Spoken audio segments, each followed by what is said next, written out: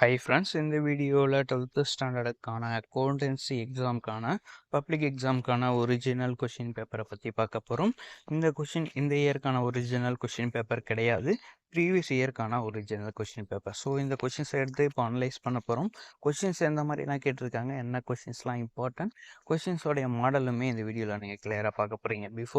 உங்களுடைய exam before இந்த questions once read பண்ணிங்க அப்படின்னாலே உங்களுக்கு ஓரளவுக்கு ஐடியா கிடைக்கும். ஃபஸ்ட் உங்களுக்கு 2 marks 1 marks and extra questions எல்லாமே ஒன்ஸ் நீங்கள் இதில் இருக்கக்கூடிய கொஷின்ஸ் வந்து ஜஸ்ட் ரீட் பண்ணிக்கோங்க. உங்களுடைய புக்கில் உங்களுடைய சிலபஸில் இருக்கக்கூடிய கொஷின்ஸுமே ஆல்ரெடி ரிவிஷன் பண்ணிக்கிட்டு இருப்பீங்க. ஸோ சைமல்டேனியஸாக இந்த கொஷின்ஸுமே ஒன்ஸ் ரிவிஷன் பண்ணிக்கோங்க. உங்களுக்கு 1 மார்க்ஸ் ஃபஸ்ட்டு 21 மார்க்ஸ் வந்து கொடுத்துருப்பாங்க. இந்த 20மே உங்களுக்கு 1 by 1 ஈஸியாக தான் இருக்கும்.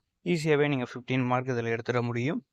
5 கொஷின்ஸ் உங்களுடைய நாலேஜ் டிபெண்ட்ஸ் பண்ணி உங்களால் மார்க் ஈஸியாகவே ஸ்கோர் பண்ண முடியும். ஸோ இதில் இருக்கக்கூடிய கொஷின்ஸ் எல்லாமே 1 மார்க்ஸ் ஈஸியாகவே ஸ்கோர் பண்ண முடியும். ஜஸ்ட் நீங்கள் வந்து பார்த்துக்கோங்க.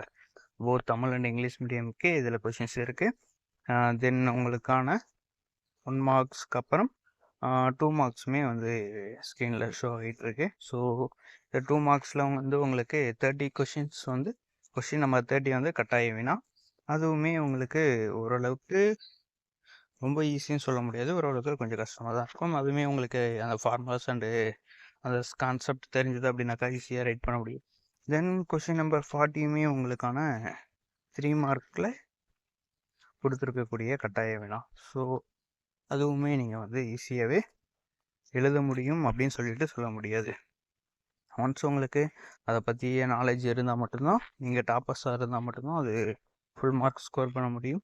தென் உங்களுக்கான 5 மார்க்ஸ் ஓகேவா ஆப்ஷன்ஸில் கொடுத்துருப்பாங்க. இந்த 5 மார்க்ஸ் எல்லாமே நீங்கள் 1 by 1 எழுதுகிற மாதிரி இருக்கும் உங்களுடைய கால்குலேஷன்ஸ் ஃபார்முலாஸ் யூஸ் பண்ணி.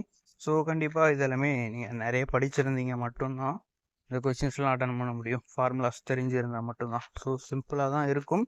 ஒன்ஸ் நீங்கள் வந்து இது எல்லாமே ரிவிஷன் பண்ணிக்கோங்க, ஜஸ்ட் ஒர்க் அவுட் பண்ணிக்கோங்க.